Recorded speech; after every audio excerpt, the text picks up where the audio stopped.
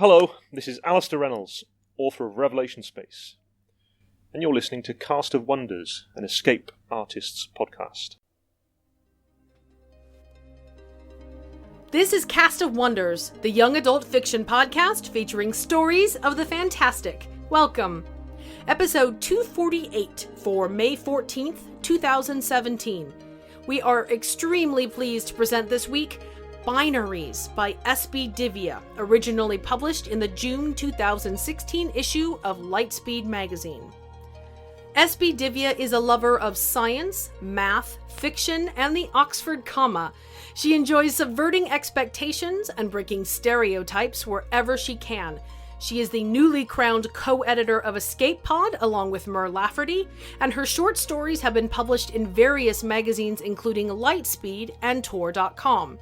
Her writing also appears in the indie game Rogue Wizards. Her debut science fiction novella Runtime is a finalist for the 2016 Nebula Award. You can find more about her online at fwords, that's EFF-words.com, or on Twitter, which we'll link for you in the show notes. Binaries is narrated by Fonda Lee. Fonda is the author of the award-winning young adult science fiction novels Zero Boxer and Exo, both of which I can personally recommend, and the forthcoming fantasy series for adults, Jade City. When she's not writing, she can be found training in martial arts or searching out tasty food in Portland, Oregon. You can learn more about her work on her website or follow her on Twitter. Links, as always, in the show notes. And now we've a tale to tell.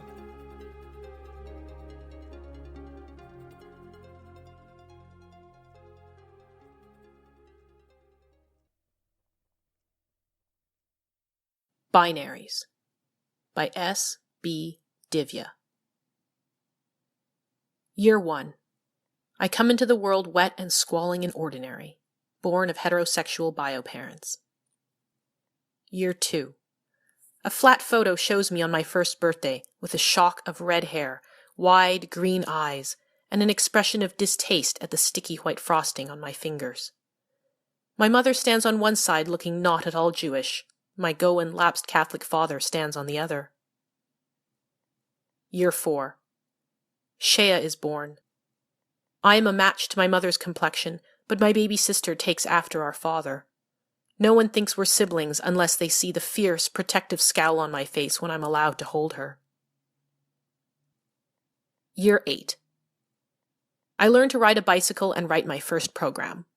My intrepid little sister does as well, which makes me jealous, and yet I keep helping her. We fight over everything and drive our parents crazy. At night, she sleeps, curled up against my back. Year 16. I graduate from high school and date my first girlfriend, who turns out to be a summer fling. On a hot August day, I leave the Midwest for the Northeast. Shea sobs for 10 minutes at my departure, sniffles, and then asks, "Can I have your room?" I tell her yes. We message each other constantly while I'm away. Year 32. I become a lawyer and get married to the perfect woman, a no-nonsense architect who dives off cliffs for fun. Shea joins the U.S. Air Force and then NASA. She bumps Sally Ride to become the youngest female astronaut in space. After years of praising my choices, our mother is finally proud of my sister. Dad always likes her better than me. So do I. Year 64. My third wife divorces me. She complains that I hold too much of myself back, and she's right, about all of my relationships. I decide it's better for everyone if I remain single. Shea disappears. I should have written that first. I don't know why I didn't. But let it be. She commands the first mission to Neptune, but a few wrong bits send them awry. The craft keeps up its ghostly pings long after the words stop coming. Year 128. I replace my hands and eyes and give up law to be an artist. I create immersives from NASA's archives, starting with the images from Neptune, and I wonder what pieces of herself Shea would have kept. Dad died 2 years after she went missing. Mom lived long enough to be in the front lines for Rejuve, and now she's a successful investment banker. She kept her silver hair and wrinkles. I didn't. We stopped receiving pings from the ship. The void has cut off our last tie to Shea, and I feel like I, too, am unmoored. Year 256. I have almost no money left, and my pride won't let me accept any from Mom. She's one of the wealthiest people still on Earth. I sign a long-term contract with a mining corporation. They rebuild me piece by piece until I look like a trash container with too many arms. My new body is hideously ugly. It's also impervious to radiation and efficient at extracting ore from space rocks. In the back of my mind is a stray thought. Perhaps I will find some clue to the whereabouts of my sister and her ship. The trail of crumbs is stale, though. If only my memories would fade like they used to. Year 512. My contract ends. For years, I didn't eat, sleep, or piss. I mated to a docking berth, plugged in, lubricated my seals, and swapped memories of being human with my fellow miners. My mother has nebulized in the meantime. I'll pay for you to join me, she offers, but I decline. I spend a few months reacquainting myself with the sensations of smell, taste, and skin.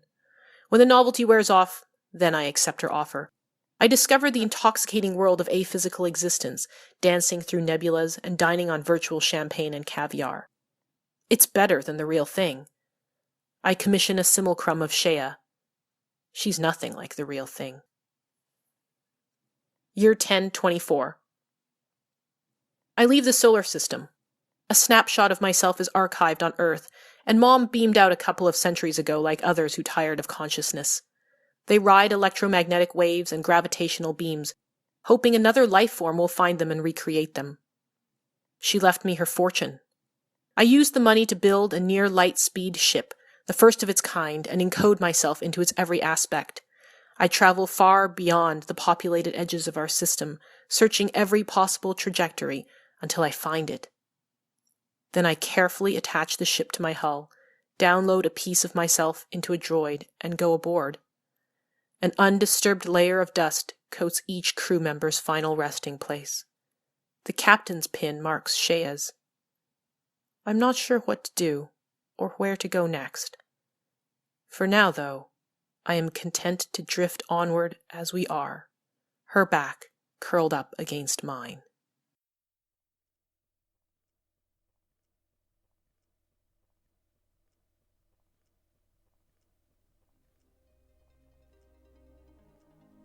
Binaries was inspired by a prompt that asked me to write a story featuring a number.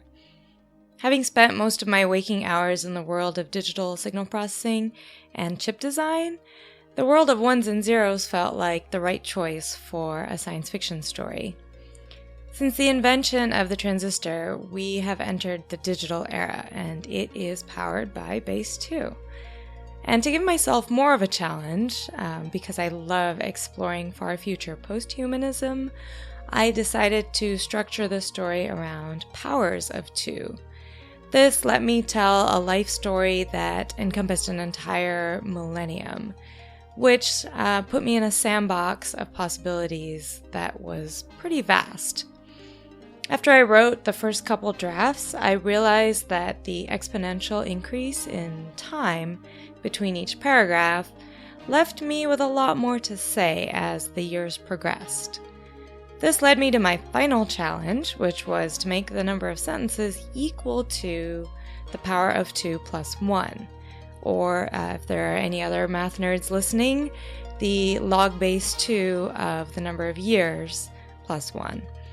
Luckily, I knew how to wield semicolons because they helped me cheat when I needed an extra clause here or there.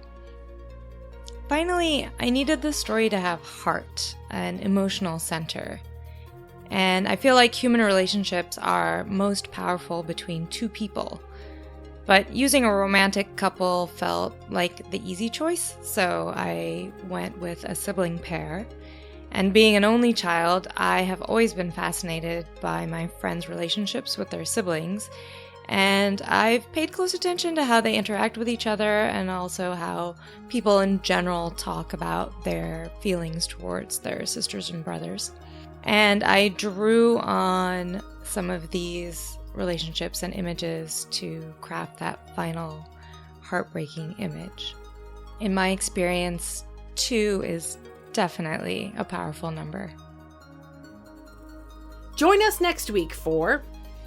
It turns out, said the High Ecclesiarch of the Writ, that when the prophecy says the hero's body shall stand resilient against the flame, a more accurate translation would be resistant against the flame.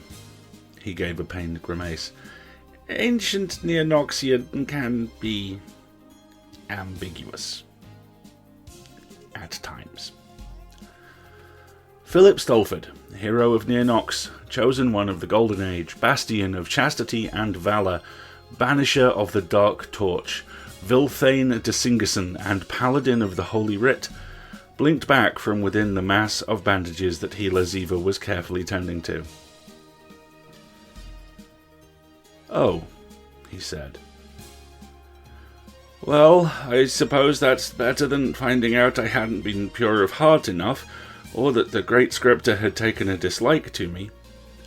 "The Great Scripter does not take a dislike," Ziva murmured, mixing up a salve. "His word is writ, it is eternal. He favours who he favours and disfavours who he disfavours. There is no changing with him." Aethelin, standing just to the left of the Ecclesiarch, snorted and rolled his milky white eyes. The others pointedly ignored the elf mage. It's been a busy year for Divya. If you've missed the recent announcement, as we said at the top, she and the mighty Mur Lafferty are the new co-editors of our sister show, Escape Pod. And next weekend is the Nebula Conference, where Divya's debut novella Runtime is a finalist. We'll have all our fingers crossed for her. Best of luck, Divya. Cast of Wonders relies on listener donations to pay our staff and authors, and to bring you the best in young adult fiction week after week. If you've enjoyed the story, please consider making a donation. You can use the PayPal buttons available on our website. Every one-time, or better yet, a reoccurring monthly subscription makes a huge difference, and you have, as always, our heartfelt thanks. You can share your appreciation for this story by leaving it a review on iTunes or wherever you get your podcasts. Share the episode with your family and friends, or discuss it on the EA forum, forum.escapeartists.net. We're at Cast of Wonders on Twitter. Come say hello. Cast of Wonders is a production of Escape Artists Incorporated and is brought to you by the creative team of assistant editors Danny Daly and Catherine Inskip. Our slush readers are Amy Brennan, Alexis Goebel, Andrew Kim, Aiken Patel, Susie Rodriguez, Muddy Schleider, Chris Tang, and Xander Simon. Audio producer Jeremy Carter, and I remain, as always, your humble editor and host, Marguerite Kenner. Our episodes are released under the Creative Commons Attribution, Non-Commercial, No Derivatives 4.0 International License. That means you can share the episode or download it as many times as you like, but you can't change it or sell it. Our theme Appeal to Heavens is from Alexei Nov of musicalley.com. Thanks for listening.